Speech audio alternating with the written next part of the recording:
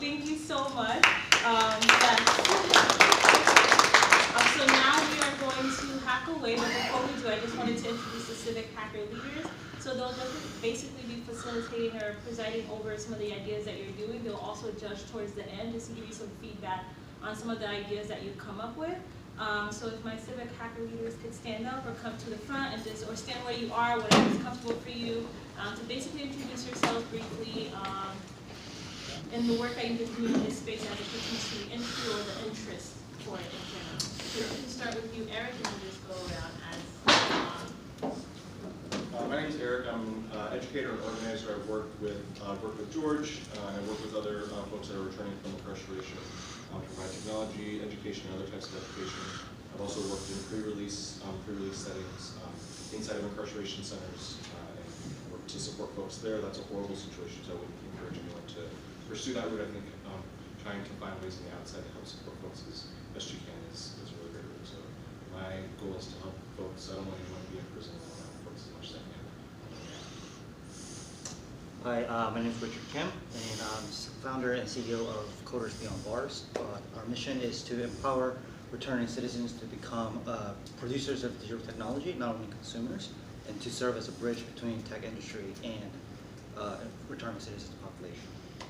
So I'm generally passionate about employment as well as workforce training, those kind of themes.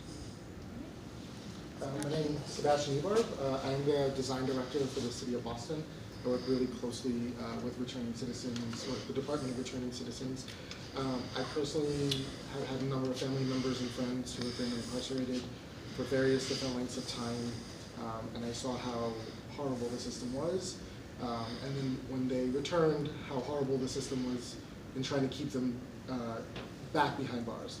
And it's something that I hope to work towards to fix. And Anne is our other civic hacker leader. I'm not sure if she's making her way over. All right, as you're getting her, I'll just basically go over the code of conduct. It's very basic. The goal is to presume the dignity of everyone and respect the diversity of ideas, skills, and contributions. Collaborate for the purpose of generating socially innovative ideas that transform the current state of reentry in the City of Boston. Encourage others to listen as much as they speak, ask respectful questions, and demystify any context or any stigmas. And the organizers reserve the right to ask anyone in violation of the affirmation to leave the premises. So basically, just respect everyone's ideas, respect the space that we're in, impact conversations enough to let me use the space so we can use the whiteboard. As you can see, there's two different colors. So the space right in the middle, if you need the whiteboard, you can use that, but do not color anything above or below, because that will be the wall, and I'll be fined for it. There are sticky notes on the tables. So the four groups that we'll have. So let me just basically, Anne is here. Oh, Anne, you can briefly introduce yourself before we break out into groups. Oh, sure.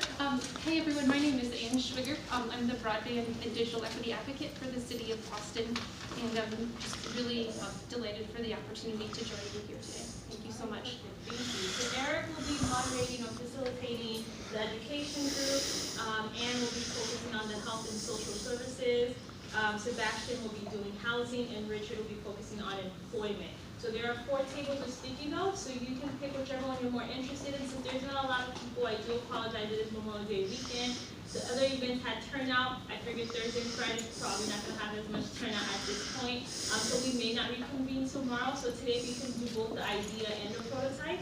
That would be ideal, so that way we can just do everything in one day. So you can split, if there's not enough people to do 4 distinct groups, we can just break out into 2 groups, as long as your ideas are relatively close to one another. And then towards the end, we'll reconvene, and our civic hacker leaders will judge your presentations, and we'll go from there. Sounds good? All right. Any questions, concerns? All right. So Eric is over there. If you want to focus on education-related issues, Richard has another